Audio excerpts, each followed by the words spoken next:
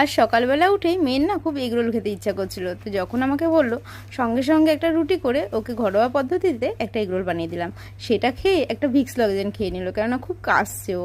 আর এদিকে দেখো বরমশাইও কিন্তু বাড়িতে চলে এসেছে, কেননা ওর অল্প একটু কাজ ছিল, সেটা মিটিয়ে দেখলাম তাড়াতাড়ি চলে আসলো।